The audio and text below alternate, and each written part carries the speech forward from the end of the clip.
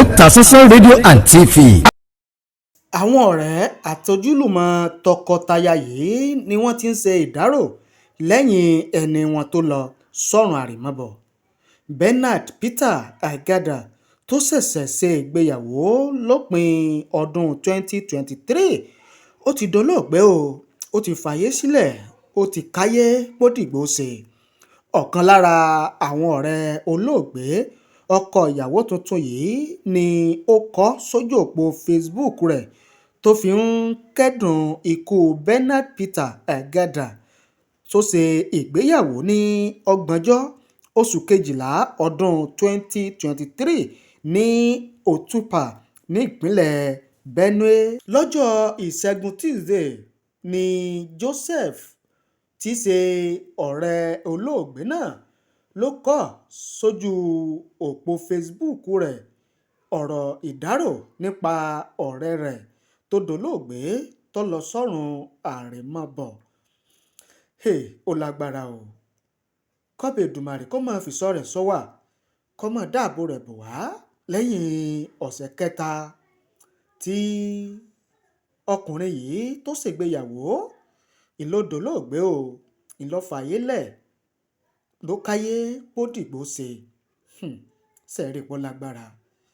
Ṣẹ́ẹ̀rí pé ayé ní kọ̀rọ̀ kọ́bẹ̀ Èdùmàrè kó má fi wá sí kọ̀rọ̀ ayé ṣókùnkùn kọ́bẹ̀ Èdùmàrè kó tàn mọ́lẹ̀ sáyé kó wá wa.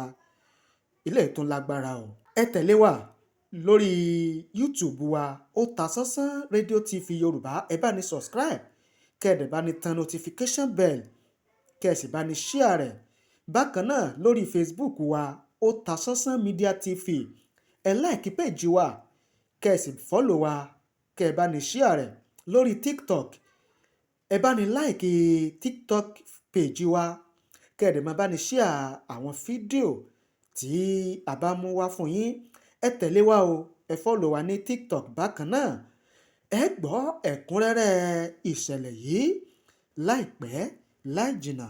Ṣẹ̀rí pé ó lágbára. Otasansan oníròyìn Yorùbá lórí TikTok. Otasansan Media àtúntìdé o.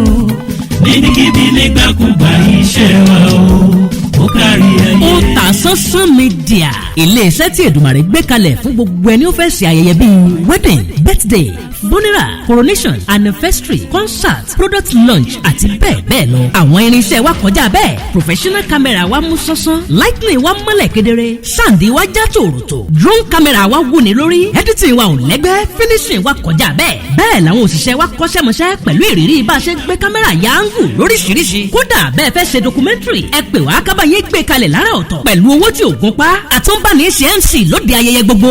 ẹ pè wá sójú òpó 07063291779. iléeṣẹ́ wa wà ní nọ́mbà 13 ọlágòkè àkànó street àbáyọ̀mí ìwó road ìbàdàn. Otasansan Media níbikíbi.